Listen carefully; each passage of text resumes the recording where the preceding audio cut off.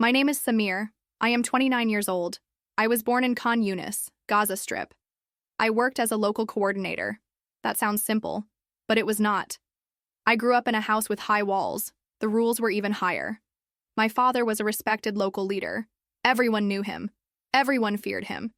He raised me with an iron fist and the Quran in my hands. From the time I could walk, I learned what it meant to be a soldier of Allah. Prayer 5 times a day. Memorizing verses. Learning who our enemies were. My father would say, "Samir, we are warriors. This is our destiny." By age 12, I was watching martyrdom videos. Other kids played with toys. I watched men blow themselves up for the cause. My father would sit next to me and explain why they were heroes, why they would go to paradise, why we should be ready to do the same. The training started early too. How to hold a weapon, how to move in shadows, how to hate properly. They taught me that hatred was holy, that killing enemies was worship, that dying for Hamas was the highest honor. I believed everything they told me. What choice did I have? This was my family. This was my blood. This was my identity. But even during the most fervent prayers, something felt empty inside me. I would kneel on the prayer rug, repeat the words, raise my hands to Allah.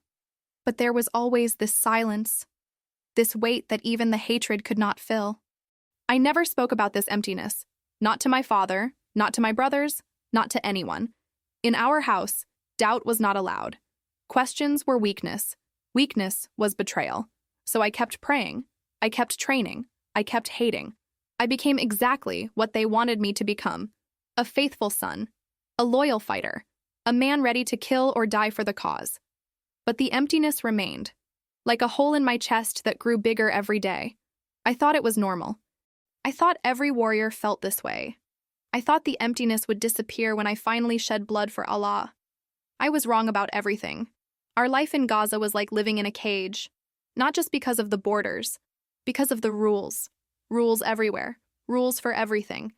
Wake up at 4:30 for Fajr prayer. No exceptions. My father would check our rooms. If we were not on our knees, we faced his belt. Prayer was not optional. Prayer was survival. Breakfast was always the same: bread, olives, tea, and propaganda.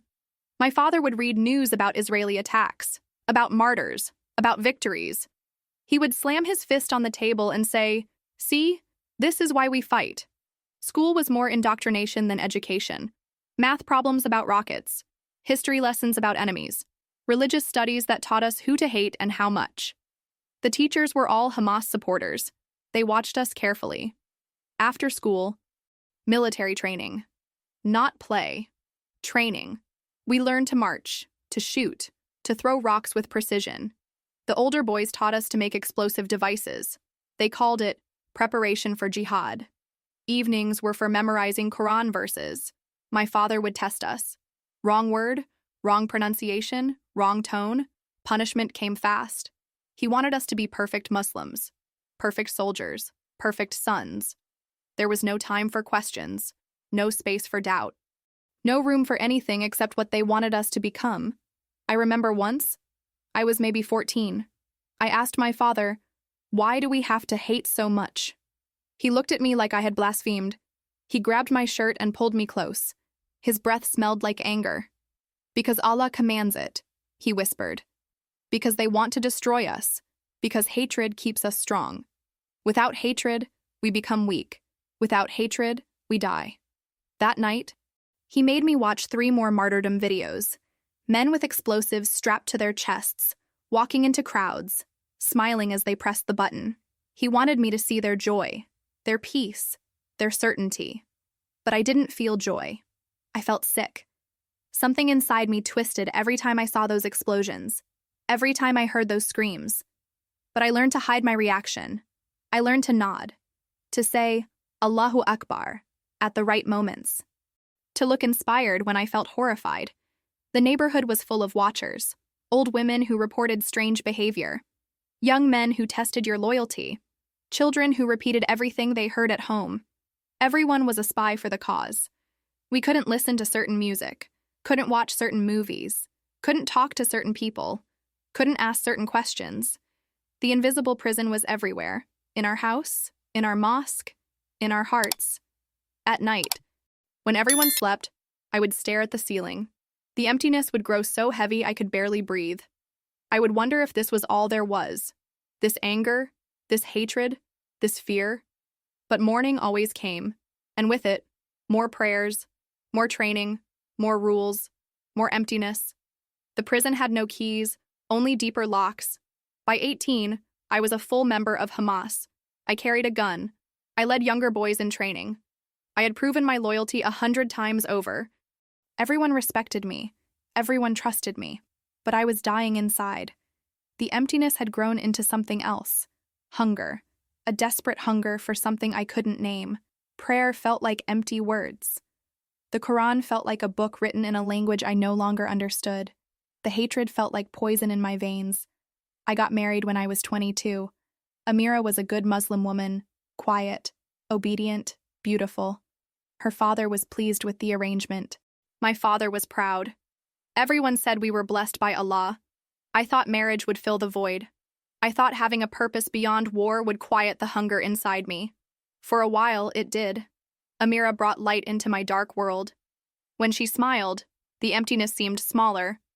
Then came my children. First Khalil, then little Yasmin. When I held them for the first time, I felt something close to peace. Their tiny hands, their innocent eyes, their complete trust in me.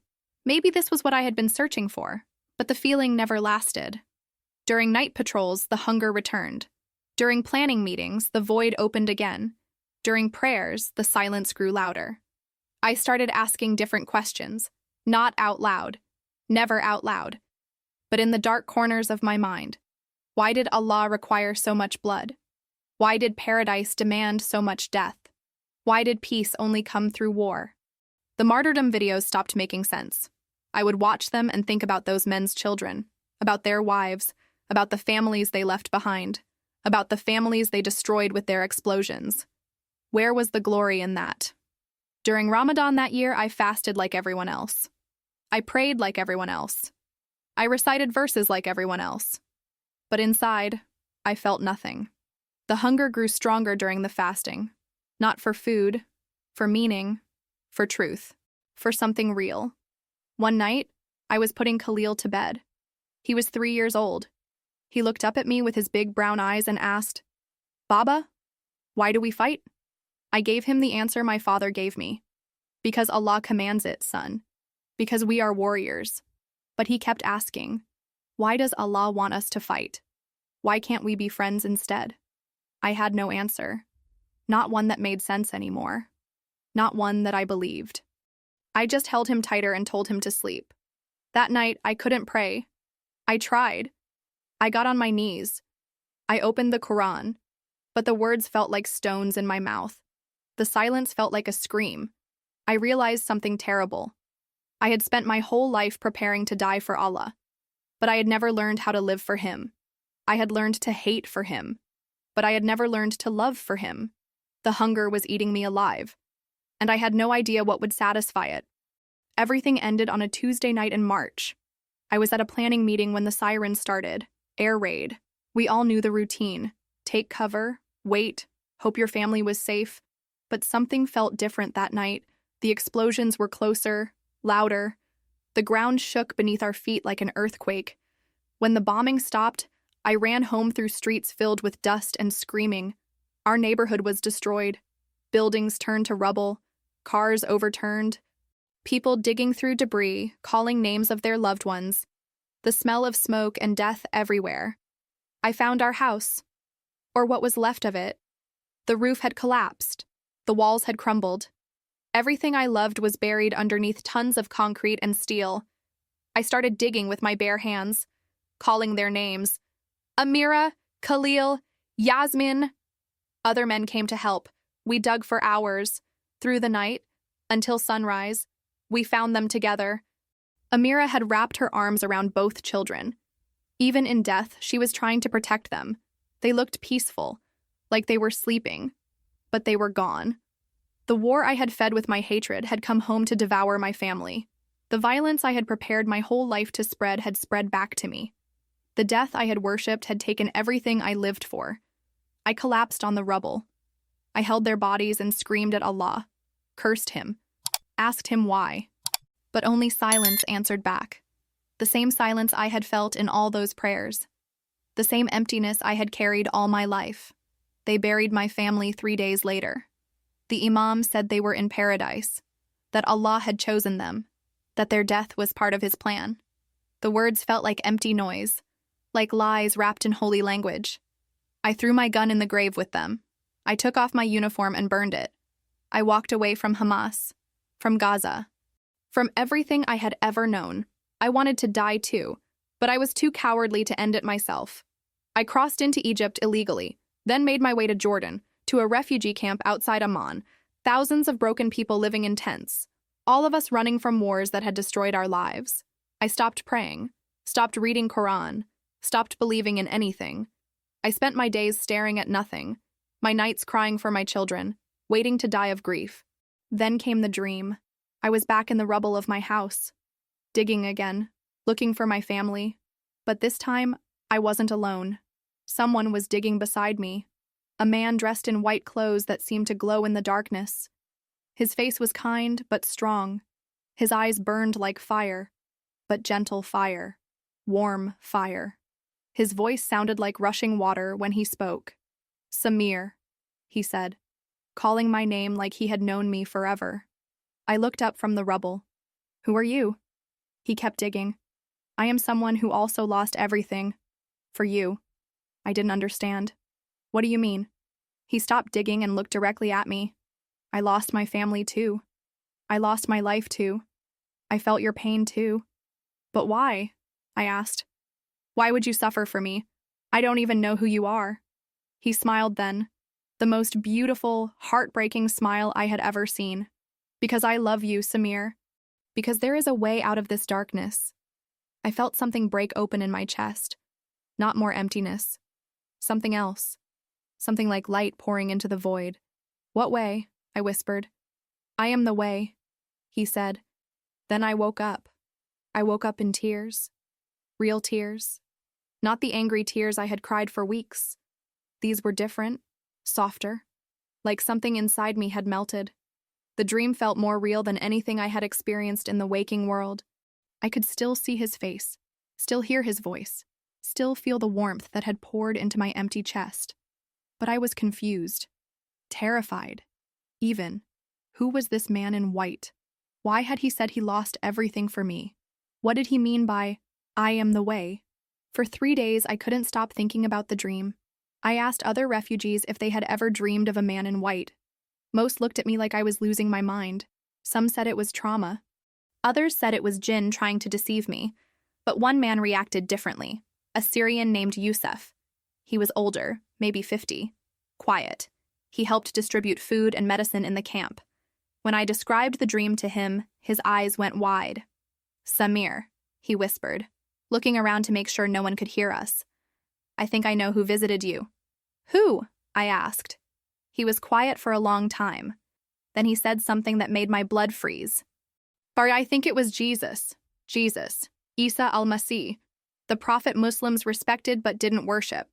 But this man was talking about something different, something dangerous." "That's impossible," I said. "Jesus was just a prophet. He died 2,000 years ago." Yusuf shook his head. "Not according to Christians. They believe he died and came back to life. They believe he still appears to people, especially to Muslims who are seeking truth." I felt sick. If this was true, if Jesus had really appeared to me, then everything I believed was wrong. Everything I was taught was a lie. Everything my family died for was meaningless. "Are you Christian?" I asked Yusuf. He nodded slowly. "I converted 5 years ago. In secret. If my family knew, they would kill me. If the wrong people here knew, they would kill me too." The next night, Yusuf brought me something wrapped in cloth. A book written in Arabic. The Injil. The Gospel. He gave it to me like he was passing classified documents. "Read it," he said. "But be careful. Hide it well. If they find you with this book..." He didn't need to finish the sentence. We both knew what happened to Muslims who read Christian books. We both knew what happened to apostates. I hid the Injil under my mattress. For a week, I was too afraid to open it. Just having it in my possession felt like betrayal, like treason against everything I had ever known. But curiosity won. Late one night, when everyone in the tent was sleeping, I opened it to the first page. In the beginning was the Word, and the Word was with God, and the Word was God. Strange words, beautiful words. Words that seemed to glow on the page like the man in my dream had glowed in the darkness. I read for hours. About Jesus healing the sick, feeding the hungry, loving his enemies, forgiving those who hurt him, teaching about a God who was Father, not just Master, about love, not just submission. Every page felt like water to my thirsty soul. Every chapter filled more of the emptiness inside me. This Jesus was nothing like the weak prophet I had been taught about. This Jesus was powerful, loving, alive. But reading brought danger. Other refugees started noticing my strange behavior, my quietness, my lack of anger. Some began asking questions, watching me more carefully. One man, Abu Hassan, was particularly suspicious. He was a Muslim Brotherhood sympathizer, always talking about jihad, about purifying the faith, about dealing with apostates and Christians. "You've been different lately, Samir," he said one morning. Softer, less angry. "What's happened to your fire for Allah?" I tried to act normal, to seem like the broken, angry man they expected me to be. But the light inside me was growing brighter every day. And light is hard to hide in darkness. The persecution had begun. The suspicion grew worse every day. Abu Hassan was not the only one watching me now. Other men in the camp whispered when I passed by. They noticed I no longer joined their angry conversations about Israel, about America, about the enemies of Islam. I tried to hide my transformation. I forced myself to curse when they expected it, to nod when they spoke about jihad, to act like the hatred was still alive in me.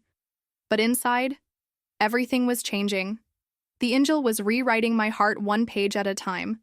I read about Jesus telling his followers to love their enemies, to pray for those who persecute them, to turn the other cheek. These words should have made me angry. My old self would have called them weakness, foolishness, but they felt like medicine to my wounded soul. Late at night, I would whisper prayers to Jesus. Not the formal prayers I learned as a child. Simple words from my heart. "Jesus, if you are real, help me, show me the truth, fill this emptiness inside me." And he did. The void that had haunted me for 29 years was slowly being filled with light, with peace, with something I had never experienced before, genuine love. But the danger was getting closer. Abu Hassan started asking direct questions. "Samir, do you still believe Muhammad is the final prophet? Do you still believe the Quran is the word of Allah?" I gave the expected answers, but my voice lacked conviction. He could hear it. Others could hear it too. One evening, Youssef pulled me aside. His face was pale with fear. "They're planning something," he whispered. "Abu Hassan thinks you've become a kafir, an unbeliever. He's gathering support to confront you publicly. If they find the Injil..." We both knew what that meant. In the camp, Islamic justice was swift. Apostates didn't get trials. They got beatings. Sometimes worse. "You have to make a choice," Youssef said. "Hide the book and pretend to be a good Muslim forever. Or what? Give your life completely to Jesus, tonight, before they discover the truth." That night, Youssef led me to an abandoned building near the camp. In the basement, by candlelight, I held the Injil in my shaking hands. I thought about my family, about my children who died believing I was a faithful Muslim, about my father who would disown me if he knew what I was about to do, about the shame I would bring to our family name. But I also thought about Jesus, about his love that asked nothing in return, about his forgiveness that covered all my sins, about his promise of eternal life that didn't require martyrdom. "I don't know how to do this," I whispered to Youssef. "Just speak to him from your heart," he said, like you would speak to a friend. I got on my knees in that dark basement, not facing Mecca, not following ritual, just kneeling before the one who had called my name in the dream. "Jesus," I said, my voice breaking with emotion, "I have been a terrorist. I have taught hatred. I have prepared to kill in the name of God. But you still came to me in my darkness. You still called my name." The tears came then. 29 years of pain and emptiness flowing out of me. I give you my life, all of it. The broken pieces, the angry pieces, the empty pieces. Take them and make them yours. Forgive me, change me, save me. In that moment, something supernatural happened. The weight I had carried my entire life lifted off my shoulders. The darkness in my heart was replaced with light. The hatred that had poisoned my soul was washed away by love. I felt clean, whole, free. For the first time in my life, I was truly alive. We left the camp that same night. Youssef had contacts who could help Christians escape to safer places. By dawn, we were on a bus heading to a country I cannot name, a place where my new faith would still be dangerous, but not deadly. The journey took 3 days. During those long hours on the road, I read the Injil openly for the first time. No fear, no hiding, just me and the words of Jesus filling my heart with peace. When we arrived, Youssef connected me with a small underground church, 15 believers meeting in someone's living room, former Muslims, like me, people who had lost everything to follow Jesus, people who understood the cost of this choice. They welcomed me like family, fed me, gave me clothes, found me a small apartment and a job washing dishes in a restaurant. Simple work, honest work, work that didn't require me to hate anyone. My life now is quiet. I wake up early and read scripture. I pray for my enemies, even for Abu Hassan. I work with my hands and earn clean money. In the evenings, I help other refugees find food and shelter. The pain of losing my family is still there. It will always be there. But now it's different. The pain has hope mixed in with it. I know I will see Amira, Khalil, and Yasmin again, not in the paradise of martyrs, in the real paradise that Jesus promised. I think about my father sometimes, about my brothers who are still with Hamas, about all the young men being trained to hate and kill. I pray for them every day. I know Jesus can reach them too, the way he reached me. The emptiness that haunted me for 29 years is gone, completely gone. In its place is something I never expected. Joy. Real joy that doesn't depend on circumstances. Joy that comes from knowing I am loved by God. People ask me if I regret my choice, if I miss my old life. The answer is always the same. How can you miss darkness when you found light? How can you miss hatred when you found love? How can you miss death when you found life? I want to speak to those who might be listening, to my Muslim brothers and sisters who feel the same emptiness I felt, who question the violence they're taught to embrace, who wonder if there's another way. Jesus is still appearing in dreams, still calling people by name, still offering his love to those who think they're beyond forgiveness, even former terrorists like me. I almost killed Christians. Today, I am one of them. The war that destroyed my family also led me to the Prince of Peace. The hatred that poisoned my heart became the soil where love finally grew. Pray for me. Pray for the Muslim world that is broken by war and hatred. Pray for the children being raised to kill, like I was raised. Pray for the families torn apart by violence, like mine was torn apart. But most of all, believe this. No one is too far gone for Jesus to reach. No sin is too big for his forgiveness. No heart is too hard for his love to soften. He found me in the rubble of my destroyed life. He can find you too. Jesus still appears in the debris. Jesus still calls names in the darkness. Jesus still offers hope to the hopeless. That is my testimony. That is my new life. That is my message to the world.